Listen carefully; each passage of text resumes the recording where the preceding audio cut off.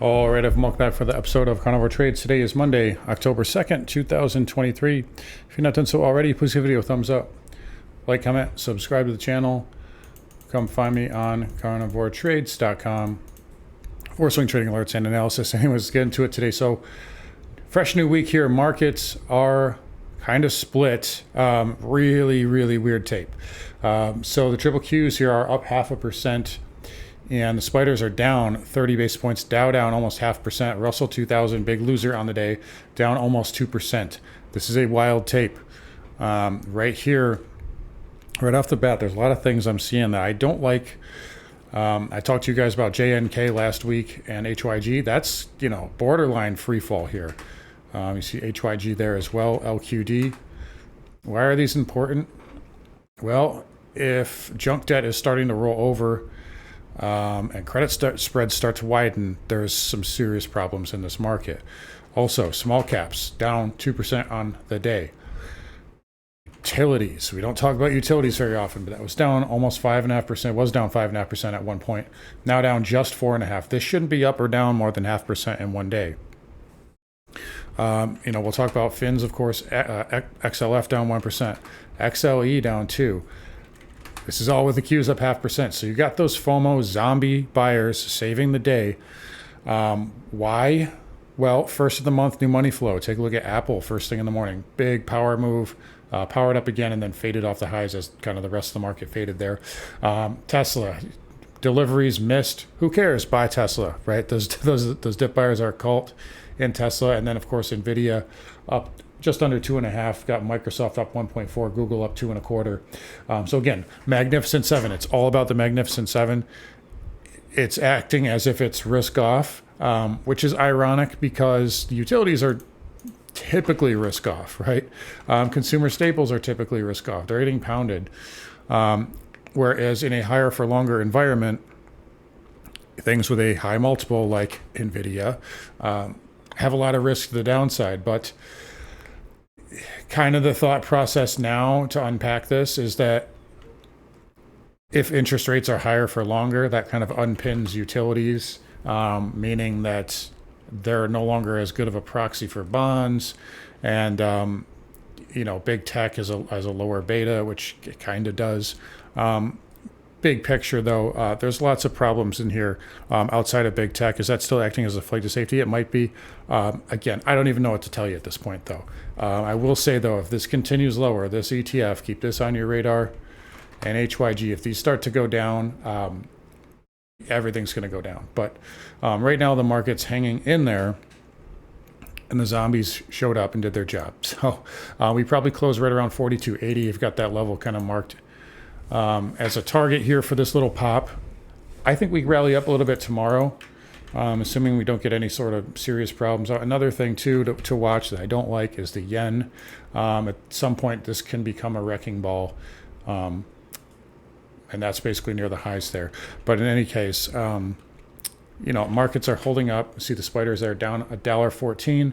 You do have a little higher low here potentially. I think we can rally up tomorrow. But, if we look at the futures here,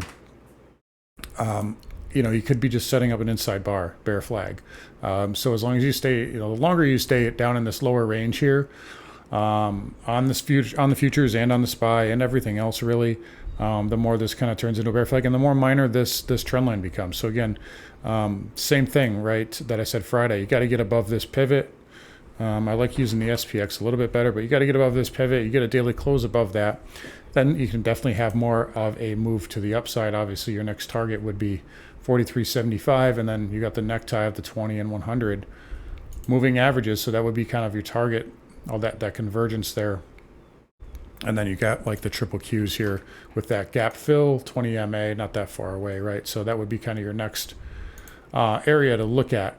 But again, structurally, under the hood as well, there's a lot of things I just don't like. I know typically when the NASDAQ leads, it's a good sign, but I mean, you got IWM down 2%. That's a big move down. That's not peanuts. So, and I see that with junk debt starting to sell. So just be aware here to be very careful in this environment. By the way, this is still in play here.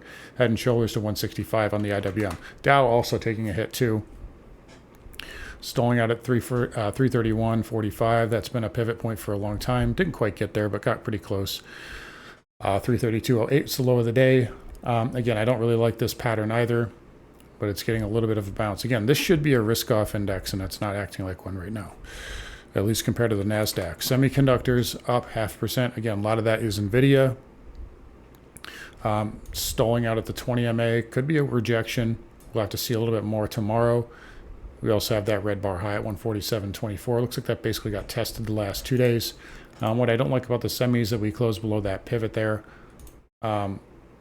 Just not a good sign on the weekly. If this starts to take out these lows again, it's going to 129. IGV holding up, again, up 74 basis points. It's kind of riding that 100 moving average. I'm not so sure what this wants to do here. Again, decent support with that trend line. Could get a zigzag up, maybe to 350. But if you lose this, and even more so this, especially on a weekly, then this is going lower. Transports here, again, down 1.5. Looks like it made just a slight nominal low. 14.7 was the low. 14.693. So a slight nominal low there on the transports. Again, this might get a little bit of bounce. I don't think it's quite ready to break through that 200 moving average. But if we do, it's down to 14,000 on the DJT. But it's trying to hold that level for now. Upside targets have not changed. 15,250, 15.3 will be kind of your first major level to get through. Interest rates here. So again, that's the story of the day. 2-year up to 5.11. Again, if you get above this Fed funds rate, it's a big deal. Until then, that is not an issue. It's really on the long end that the market's worried about right now. There's the 5-year at 4.71. No problems with that. 10-year new nominal high, and 30-year new nominal high as well. I still think yields are very stretched. Also, if HYG and JNK, again, if we have some type of, if credit spreads start to blow out, this may go a little bit higher here on the yield, but then you will see a pretty big reversal. At least that's typically how it works. But right now, yields are going higher, and the trend is up. So be aware of that. And the market's finally starting to realize it too. XHB, not good, right? So we talked about this. Is this starting to bear flag? It looks like it is. New closing low there over the last couple of weeks. Looks like it's going to just barely take out this trend line here on a close. We'd have to see confirmation tomorrow. They might still float it up towards the end of the day and save it. As you can see, we're closing in 9 minutes, but either way, not a good look. Bear flag type pattern. If that breaks, really, I like $70 for the XHB. But what I don't like is here on the monthly, where you close below that big breakup bar, and weekly, 1, 2 breakout bars we close below. So I don't like what XHB is doing. Again, this is another sector. Could be showing us some red flags. VNQ, that's below double bottom now. So again, I don't like this monthly chart either. We've just bear flagged, bearish inside bar below the moving averages for the last year. So that has strength to push through. So be careful here with REITs. XLF, again, through the trend line. That should have a lot of good support around 32 if it can get down there, but pretty good break there. KRE, also kind of more of a bear flag look below the moving averages. Don't want to lose 40. That's a big deal. KBE, that's also in trouble as well.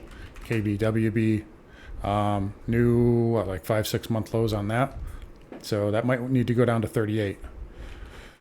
And then broker dealers here, also lower as well. Still has good support at 475. But again, you see the theme here. JNK lower, real estate lower, financials lower. You see why I'm concerned here. Crude down 2%. Losing that 20. Needs to hold this little pivot here.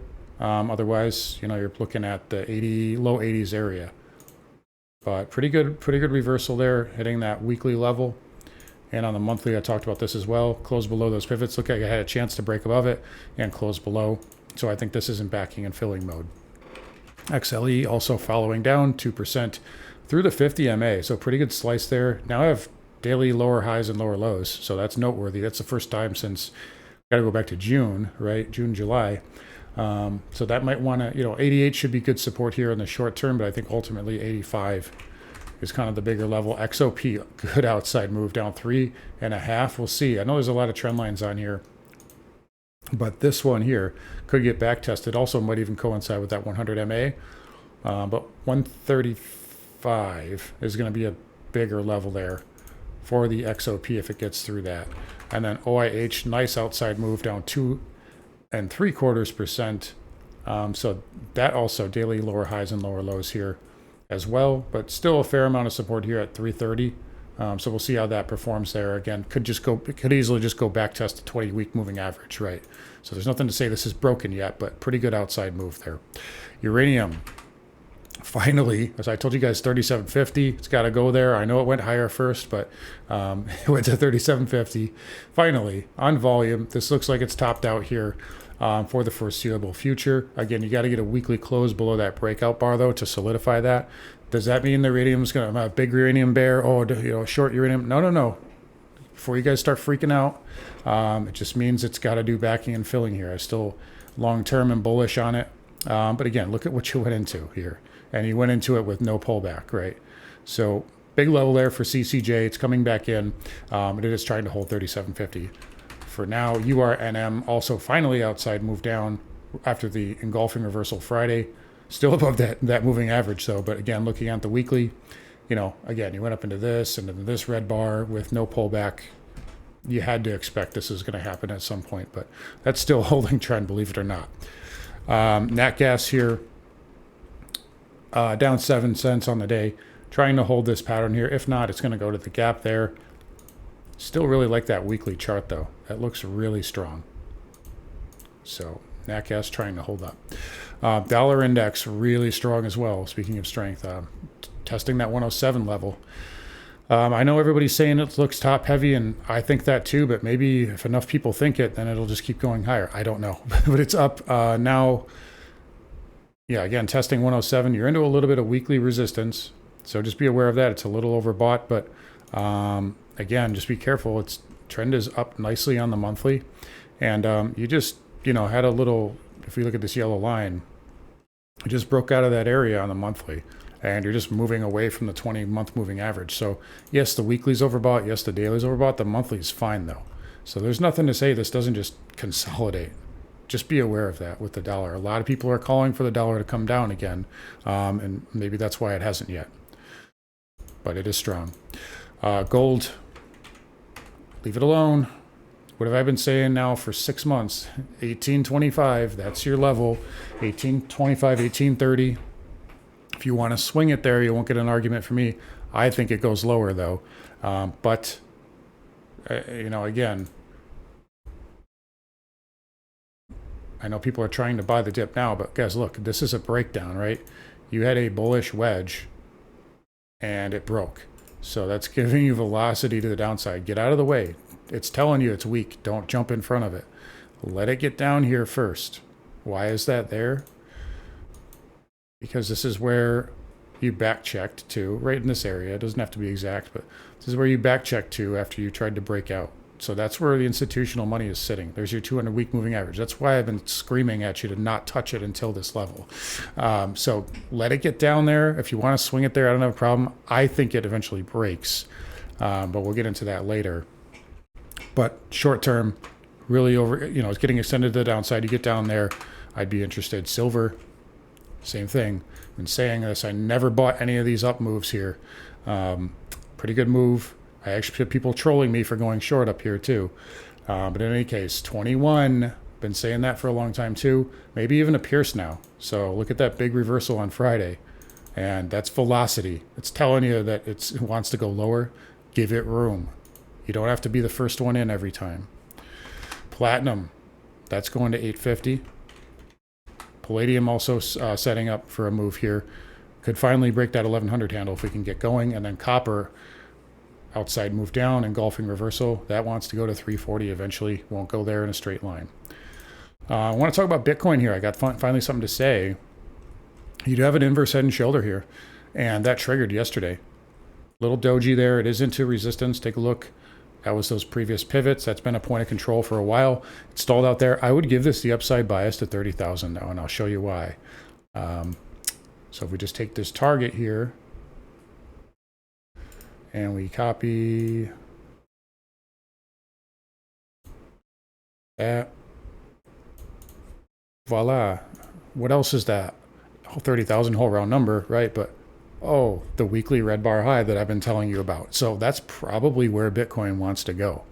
If you want to play this on the upside, I wouldn't have a problem with it.